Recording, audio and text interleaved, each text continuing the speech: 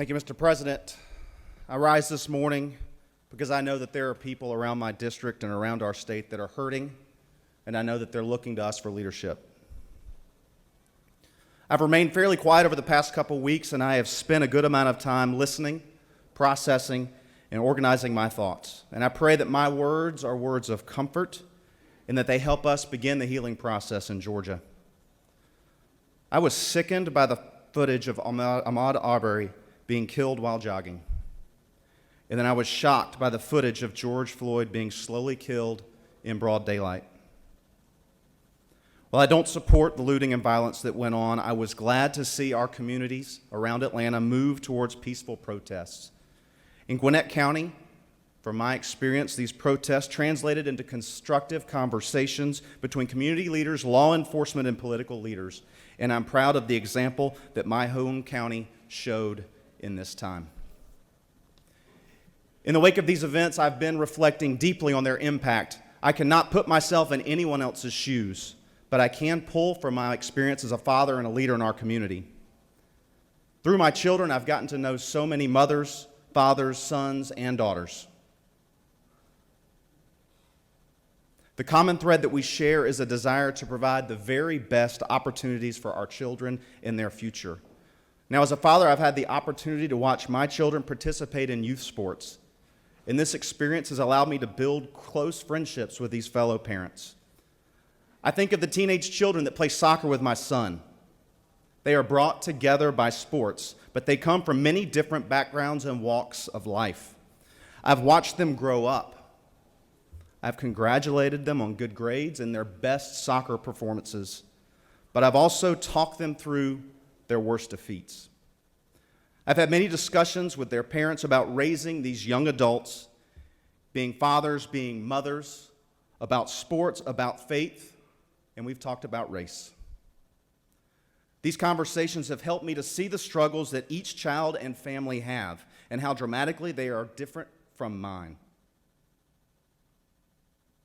When I saw the unconscionable actions against Ahmaud Arbery and George Floyd, I thought of those boys, and I thought of their parents, and I had a fear that something could happen to any one of them. I can't imagine. I'm thankful for my friends. I'm thankful that they've given me great insight over the past few years, but particularly over the past couple of weeks. The best part of it is that when I go to my friends, I know we are truly in this together. We are fellow parents walking through these times, trying to give our sons and daughters the best opportunity for success. And while our experiences are different, we are trying to provide the same thing. And that's why it's important to give these children and these families hope that they will have the same opportunity. I was reminded this morning during my time of reflection of a long time ago when I learned to ride my bike, and I didn't learn it all at once. I fell more than one time. Sometimes my dad was there to catch me, and sometimes he wasn't. But if I had quit after falling the first or second time, I never would have learned.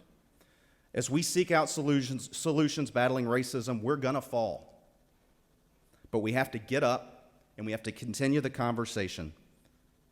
There are so many people right now in this very moment that want to talk, and they want to seek solutions. And this is the moment of time where we can challenge racism, we can stand strongly in solidarity against racism, and we can take substantive steps to eliminate racism in our culture. No single law can or will end racism, but we must take a stand against it. Education, conversations, and respect for others will continue to guide us to impactful and positive policies that can have a real impact on all of our lives. Getting to these policies will require conversations where questions can be asked and answers can be discussed. These conversations start at our dinner tables, in our communities, amongst friends. So engage with your friends with open arms. Ask how they feel and find ways that you can make a difference in our community. I want to speak to my colleagues now. What can we do now that we've returned to the Capitol? We should collectively stand up against racism. We should pass meaningful hate crimes legislation this session. We should continue to work with law enforcement to bolster and review the training, and we should increase outreach to our minority communities. We must engage in respectful conversation to preserve justice to all people of every culture in every corner of our state. Most importantly, friends and colleagues, we must listen so that we can act. Thank you, Mr. President. I yield the well.